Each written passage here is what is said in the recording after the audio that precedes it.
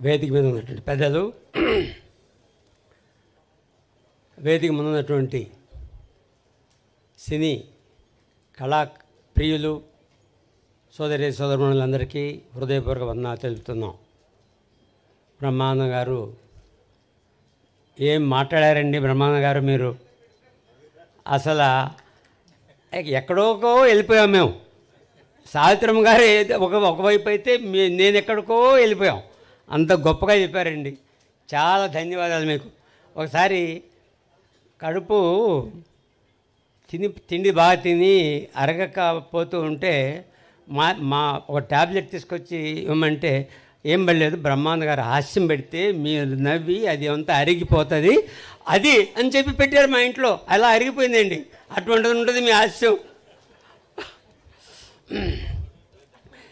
ఈ పుస్తకం రావడంలో సంజయ్ కిషోర్ గారి పాత్ర చాలా గొప్పదని అందరికీ తెలుసు. మన చాముండేశ్వరమ్మ గారు, గోవిందరావు గారు ఈ బుక్ తీసుకురావాలని అంటున్నారని నాకు చెప్పినప్పుడు, ఏదైనా నన్ను కూడా దాంట్లో ఏదైనా పాలు పంచుకోవాలి అని అంటే చెప్పమని చెప్పినప్పుడు వాళ్ళు సంతోషంగా వాళ్ళు ఒప్పుకోవడం, ఆ విధంగా ఇక్కడ రావడం జరిగింది.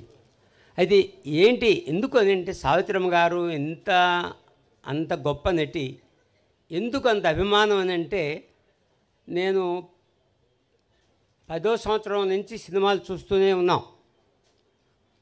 అప్పుడు మాకు సినీ థియేటర్ ఒక 1.5 మైల్ దూరంలో ఉంటుంది. ప్రతిరోజు సెకండ్ షోకి పోయేవాళ్ళం. సెకండ్ షో కంటే 9:30-10 స్టార్ట్ అవుతుంది, మళ్ళీ 2 గంటలకు అయిపోతుంది. అలా ఆ రోజుల్లో 1954-55లో సంవత్సరానికి ఒక 50 సినిమాలు వచ్చాయి, కానీ ప్రొడక్షన్ మాత్రం 30 ఉండేవి. అప్పుడు ఆ విధంగా చూస్తూ 57లో మాయాబజార్ సినిమా వస్తే నెల్లూరులో అది రిలీజ్ అయిన తర్వాత చెప్పారు, ఇలా సావిత్రి గారు చాలా బ్రహ్మాండంగా చేశారు మాయాబజార్లో అని చెప్పిన తర్వాత 18 కిలోమీటర్లు ఉండేటువంటి మేము ఉండే చోట 18 కిలోమీటర్లు నెల్లూరు పోవాలంటే సైకిల్ వేసుకొని సాయంత్రం 7 గంటలకు బయలుదేరి 10 గంటలకు పోయి సెకండ్ షో చూసి ఆనందించి మరలా ఉదయం 5 గంటలకు వచ్చాం. ఇది మా వాళ్ళకి తెలియదు మేము ఇలా పోయినట్టు. పోతుంటే మధ్యలో సైకిల్ నుంచి దెబ్బ తగిలింది, కానీ దెబ్బ అనిపించలా. ఆ ఉత్సాహంలో పోయి మరలా తిరిగి వచ్చిన తర్వాతే ఇలా సెకండ్ షోకి ఇంత దూరం పోతాయని పట్టుకొని మొత్తం అంతా ఈ పంతా వాయించేశారు అప్పట్లో.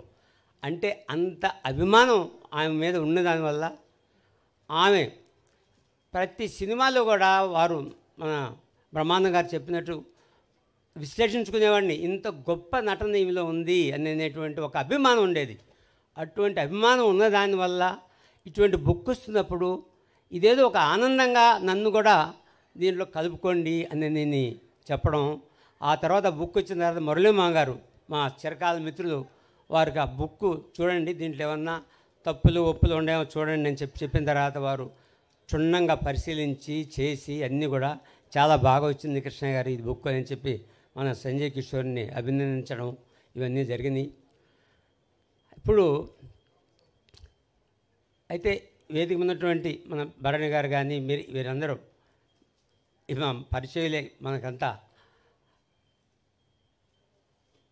ఒకటి ఉంది, నేను ఆఫ్ఘనిస్తాన్లో 2003లో పోయి పనిచేసాను. అంటే కంట్రీలో సెకండ్ రిస్కియెస్ట్ కంట్రీ అది ఆఫ్ఘనిస్తాన్.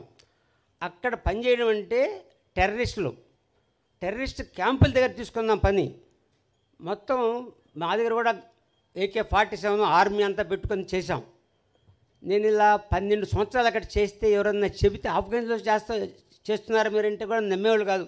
ఈ వైట్ షర్టు, ఈ వైట్ ప్యాంటు, అంటే సూటు కూటు బూటు ఉంటేనే అక్కడ పోయి చేస్తారేమో, అంత గొప్పవాళ్ళు అనుకునేవాళ్ళు.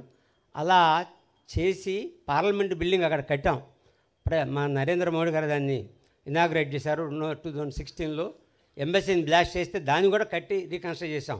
అది ఎంత ఆనందమో చెప్పలేము. కానీ అంత ఆనందానికి మించినటువంటి ఆనందం ఈరోజు ఈ బుక్లో పాలు పంచుకోవడం. మన మెగాస్టార్ గారు వారి చేతుల మీదుగా ఇది ఆవిష్కరించడం అనేది చాలా గొప్ప విషయం. అందులో ఇంత ఘనంగా ఈ విధంగా చేసి ఈ విధంగా దీన్ని చేశారంటే నిజంగా మీరు చెప్పినట్టు పరమానంద గారు, సావిత్రమ్మ గారు ఉన్నారు. కానీ ఇప్పుడు ఆమె దేవుడిని అడిగితే ఏం వరం కావాలంటే ఏమంటారు తెలుసా? చిరంజీవి గారు సురేఖ గారికి మనవరాలుగా కానీ ముని మనవరాలుగా కానీ నాకు జన్మనిస్తే మళ్ళా నేను మిగిలినటువంటి ఆ యొక్క క్యారెక్టర్ నేను అవన్నీ కూడా ఆగిపోయింది ఎన్నాళ్ళు మళ్ళీ నేను చేస్తాను స్వామి అని నేను చెప్పి ఆమె కోరుకుంటుందని నేను అనుకుంటున్నాను.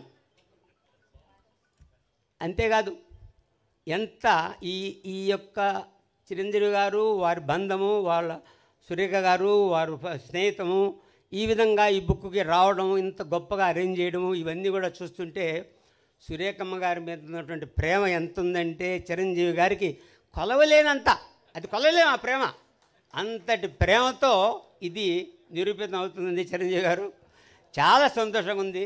మీ చేతుల మీద ఈరోజు ఒక సినీ ఒక పెద్ద హీరో, అంతేకాదు మీకు మీ శ్రీమతి గారికి ఈ విధంగా పరిచయం అయినటువంటి ఒక ఆమె యొక్క బ్రహ్మానంద గారు చెప్పారు, ఎంత చెప్పారో తెలుసు, ఇంకా చెప్పలేకపోయారు. ఇంకా చెప్పగలిగేటట్టుంటే ఇంకా టైం ఉంటే చెప్పగలుగుతారు. అంతటి గొప్ప నటిది ఈరోజు మీ చేతుల మీదగా రావడం మీకు ఒకసారి ధన్యవాదాలు తెలుపుకుంటూ సెలవు తీసుకుంటున్నాం.